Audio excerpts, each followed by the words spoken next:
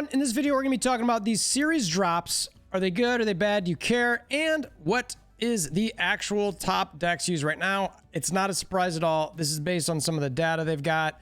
Percentage, I think, is a little bit off, but you know, based on what the trackers use, that part of the population hits these decks at that number. So I think it's definitely worth checking out. So let's jump in. First up for the series drop. We don't know exactly when it's going to happen. There's speculation here that it's going to be March 21st, just when the variant rush comes. Maybe, maybe not. We'll see. Do we even care about this? Sometimes people save their boxes for series drops. I'll say right now, I mean, I guess outside of maybe Zabu and Sauron, maybe to an extent. Though I do think some fun could happen with Shayna and Dazzler and Zabu and some sort of, you know, zoo type decks. I think that could be a lot of fun, even with maybe Valkyrie in there. You got a lot of opportunity for some power. But generally speaking, I don't think anyone's going to really care that much about these series drops, especially these three up here. Atuma, I guess there's some use there if you got some armors out there. Orc, I think, is one of the least used cards in the game. M'Baku, there's jokes about the M'Baku level. I will say I did lose a game one time to M'Baku because he went to the one lane that he could help win, which I was just like, you got to be kidding me. It was a cube loss, obviously. But that is just so few far in between.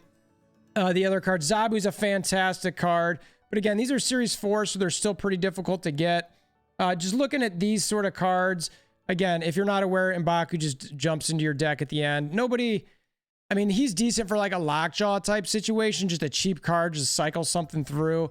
Atuma is a pretty good card. It is 4 cost, so it can be benefited by somebody like Zabu. And you have to pair it up with something like an armor, though, or a like a Wakanda location where you're not going to get a card destroyed because he gets destroyed if he's the only card there. It would be nice to see if he got a boost from Atlantis as well. And then Orca, +5 if he's the only one there on turn 6. It's just not that, I mean, this is not that exciting a card at all. A lot of people don't use it. The drops to Series 4. Zabu, again, great card still with a 2/2. Brings all those 4s down to 3. Sauron, I think you're going to see a lot more Saurons out there if he's in pool or Series 4. Because I think this is going to maybe go in all those 0 decks if somebody doesn't have it. So that way it can remove the ongoings from Typhoid Mary, Red Skull, anything along those lines, or even a Titania. Again, I talked about Shayna throwing all those 1-cost cards around on your locations. You could play that late, or, you know, if you have Zabu with her, fills up those spots. You pair that up with something like Dazzler, which also might cost 3.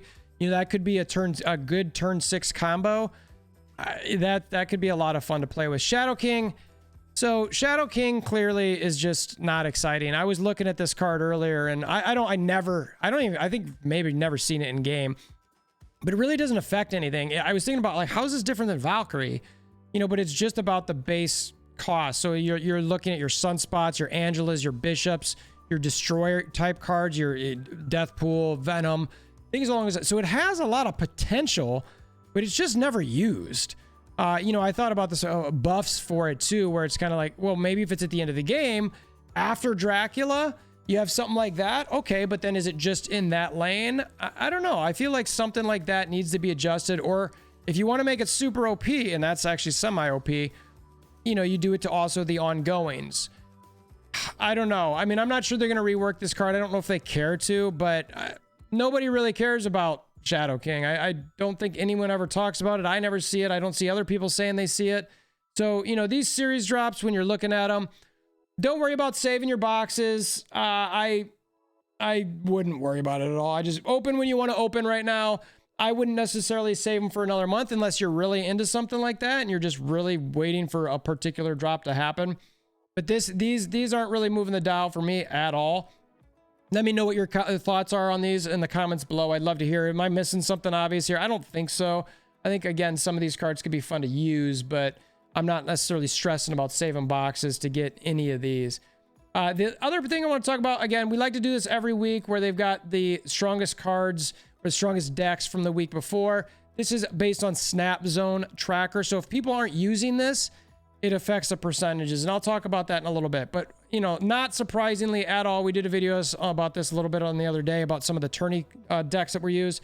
Thanos Lockjaw. Surprise, surprise. Like, and that's what they talk about in this article as well. It's the same stinking thing where it's just like, okay, everyone's sort of using it. The thing that sort of shocked me here is between Thanos, Lockjaw, and Shuri, they're talking about 70% of all the games in the ranks 80 to 100. So they're saying that of the games between ranks 80 and 100, 70% of them have either Shuri Zero or Thanos Lockjaw. I thought that was extremely high. I mean, again, just thinking about how I'm playing and I'm in those ranks, I don't feel, I mean, yes, I get a lot of them, but it doesn't feel like 70%. And so I was a little surprised by that, but either way, it's the data they've got. Now, in their tier list, Thanos Lockjaw is a tier S. It's above the tier 1. It's clearly way above everything else. You've got some Thanos Ongoing Zoo in this list as well. Shuri Zero's number 2, tied with Sarah Control in that tier 1 spot. You've got 3 in tier 2 with Thanos Ongoing Zoo, good cards Doomwave, and Zabu Darkhawk. I do like the Zabu Darkhawk type situation because I think that can be something with this Thanos meta that can help a bit. Then they've got some more tier 3s. What? 1, 2, 3, 4 tier 3s with Deathwave, Electro Ramp, Galactus, a Lockjaw Thor, and then tier 4, you got your Dracula Discard, Deadpool, and Junk Control. So as you look at these, I mean, again, it's not anything I think we're not used to seeing. You can flip a couple cards out of here. Maybe you're not using Magneto, but generally speaking, this is the deck. It's, you know, Sunspot maybe you can speak, but you get the Leech, you get the Quinjet, the Lockjaw, and the Thanos. You cycle in the stones. They're cheaper. The Quinjet makes them, if you've got that on the board, it makes it so they're essentially 0 cost. They're talking about changing these Thanos decks. How are they going to do it? People are speculating if it's going to be Leech, if it's going to be Lockjaw, if it's going to be Quinjet, it's going to be stones. I personally think they should adjust the stones and or their interaction with the deck so that one Quinjet doesn't affect the stones at all. I think that should just happen. I think those stones should not be affected by Quinjet. So essentially, Quinjet is out of this completely unless you're bringing cards another way. I would also look at altering the stones a little bit. If I make any alterations to either Thanos and the stones, again, the thing I said in my video was one of the main things you got to do to buff the stones is you've got to be guaranteed to have that Mind Stone in your hand on turn 1 so that you can play it so you can get additional stones, because it's already too hard to get all the stones in the first place. Shuri Zero, again, you're trying to double up a card and then Taskmaster it. Typically, you're seeing the Red Skull sit on that and then a Taskmaster of the Red Skull. You get it always protected by Armor Cosmo so that somebody can't Shang-Chi or do anything to it. Makes sense. It's a pretty common deck that you see out there. I don't know what they're going, and there's that Sauron and we talked about earlier in the video that if he's easier to get, you're going to see maybe, I mean, I don't know if you're going to keep Zero in the deck and it's cheap, but you know, it's a lot easier to play a lot more of these cards. I don't know what they're going to do to this deck. I could see them altering Red Skull a little bit, maybe making Taskmaster. I don't know if you do a 6 cost to him, so it also can't be paired up with She-Hulk, so it restricts the deck a little bit. That's a tough one. I like this Wombo combo, so to speak. I think it's a good one. I hope they don't change Shuri. I think ultimately, I wouldn't be upset if they made her a 4-1, but I don't think that 1 power is really going to swing too much in this deck, making it weak or taking it off the meta at all. Sarah Control, you got that Darkhawk, you've got, you know, any of the rock slides. I'd like to have Corrigan here. Anything that you're going to do to throw cards at your opponent. I also like Black Widow in those situations if you're trying to build up the Darkhawk. Obviously, Sarah to get some more cards on the board. So this is something that's out there right now. I don't have a number of these cards, so I don't play it a lot. I mean, I need Sarah, I need Darkhawk. I've got the rest of them, but without those two, it's, you know, not going to do a whole lot. Thanos Zoo, you got your Devil Dinosaur in here. You got your Valken here, who I like a lot. Goose is thrown in. If you're playing ongoings, it's going to give them some additional points. If you throw a Spectrum out there for your Khazar, your Ant-Mans, your what do you got? Armor, anything that's got some potential ongoing Cosmo on it, as well as Devil Dinosaur. But you're looking to throw a number of cards out there with this deck. You've got Thanos, which means you got the stones. So there's your cards. So the second one in the tier 2 effect after the ongoing zoo is the Doomwave good card situation. And they're all good cards. You know, more people are starting to complain, just, you know, they don't like America Chavez because on turn 6 you're guaranteed it. I do get that feeling a lot myself. I'm like, oh gosh, I wish I would have had a chance to pull a card I actually needed, and I almost never play America Chavez. But she's there, and it's decent when you need it. Wave to help bring in any of these other cards earlier, which obviously can be pretty nice. But these are a lot of your typical cards for something like this. Little Nightcrawler to reach some of those hard-to-reach locations, as well as Mr. Fantastic. Shang-Chi to tech anything off the board so they get destroyed. Then you've got your general Zabu Darkhawk build. You got a lot more 4 cards here. You've got your Agent Coulson to maybe bring some more cards on board. Here's your Korg that I was mentioning earlier. Moon Girl. All of these things are helping you get your Devil Dinosaur up a little bit bigger. White Queen. I actually think she's an underrated card. She's going to give you some intel on what your opponent might have. I like that. Cable for similar reasons. Though the Cable's a little bit cheaper. And it's something that you know your opponent's not going to have. I sort of like that one a little bit more sometimes than White Queen, but either way, you know with at least White Queen, you're going to get something that you can counter the opponent that if they have the same thing. Death Wave starts our tier 3. Blow up cards, get death cheap.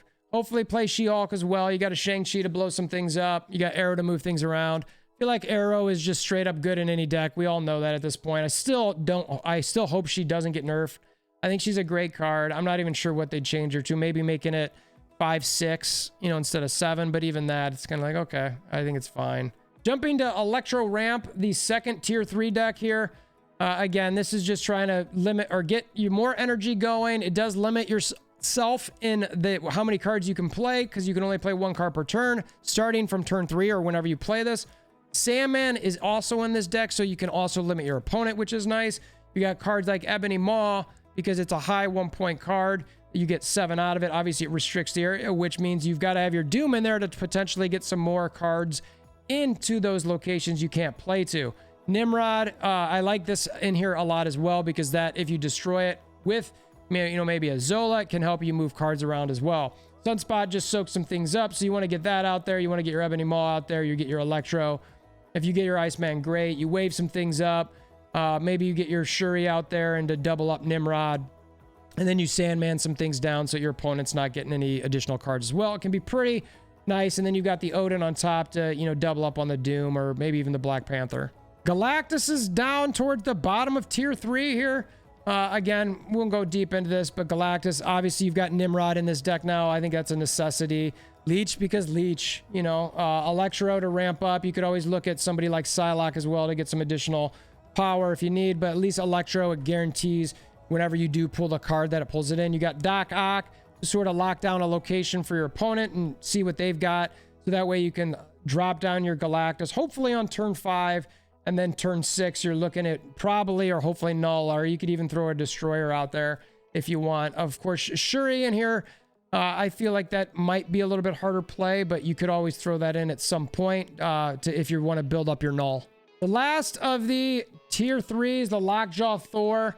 Again, Lockjaw's nice. You've got your Thor. You've got decent cards in here. You got some big cards on the back end to help with that Dracula. You got some smaller cards on the front end to cycle in for the Lockjaw. Thor, you got Jubilee to bring some stuff in. With Thor, you've obviously got your Jane. I like all of that. I am still interested in seeing Jane in a negative deck. I did see it the other day. I got scared for a second. I'm like, oh my goodness.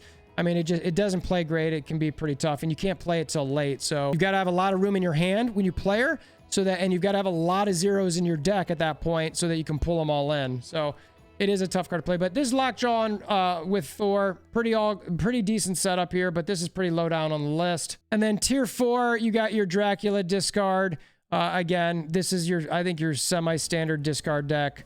You got your Dracula in there, your Infinite, potentially AC, Apocalypse to get those big cards. You want to make sure everything else is out of your hand. That's why the MODOK's there for that turn 5, so you can nuke everything out. The only things that should be in there is really your swarms or something along those lines, and you can play all your swarms on that turn 6, even at 0 cost. So that way you can guarantee that these guys are sort of left, or at least 2 of these guys are left in your hand, or your Dracula to nuke up. I'm sort of surprised that Deadpool is so low, the Destroy archetype. I'm actually seeing a lot of Destroy types in my area. I think it's a solid archetype. I do like Venom. I'm not surprised. I mean, Artem Zola is kind of fun with Venom, especially when you get some cloning vats and stuff like that going. Man, it can just be super, super fun. Or maybe a Sinister location. He just pops all over the place. But this is the Deadpool one. You want to ramp that up. Bass out there to get some of your points a little bit higher. And it's not risky because really, I mean, what are you going to mess up with a Bast? Literally nothing other than maybe Deathlock. All right, who cares? So you want to get that Bast in there forged to build up your Deadpool or your Wolverine even. And then last of tier 4 is your junk control. I still, yeah, I don't know. I like these sort of decks. I think it's kind of fun to throw these things out there. Debris, again, Thanos messing around with them. Viper to get some of those negatives out there. You know, Sentry, it was going to be a card I was going to mention. You know, you play that and you save your Viper, but I feel like Sentry should maybe be a little bit cheaper. But then maybe some people would abuse it too much with the Viper. I don't know. But this junk control, these are the type of decks that I encourage people to play when they get frustrated. Just take out some anger on the game, on your opponent's plan, and not be so stressed about I need to get this sequence and that sequence and get my cubes back. It's just throw some stuff out there, nuke some things, move some things around, mess with somebody. You can always throw a Hobgoblin in here too to get some of those doubled up negative effects on your opponent. I always like to Shuri that a little bit. I know it's kind of, I don't know, that when you throw a Shuri Hobgoblin on your opponent, that basically is, that lane is done. Unless they've got some destroyer or a beast or something to clear the board with it and send it back to you. You got to be careful with that. And then their budget decks are hand, I'm not going to go through these, but hand size destroy, ongoing, Sandman, Kazoo, and control. So really the story continues to be the meta is Thanos Lockjaw. Surprise, surprise, is what it is. Got to learn to play with it or play around it. If you don't have it, like me, I don't have it. What am I trying to do? I'm frustrated. I'm trying to play different decks. I try to not play too long. I'm in the mid 80s right now. I got up to 95, dropped down to about 88, climbed to about 91. Now I'm back down to about 85, 86. And I'm just like, you know what? This is getting frustrating and tough. I'm trying some different decks. I'm trying things with Valkyrie and things along those lines. Maybe a beast bounce, like I said in my video the other day. Again, thank you for everybody who subbed the channel. We're continuing to try to grow. If you see anything that you want a video on, please let me know. Any comments about this particular video, I'd love to hear them below. If it was helpful or you just want to help the algorithm out, hammering down that like button is very appreciated. And until next time, hope you have a wonderful day.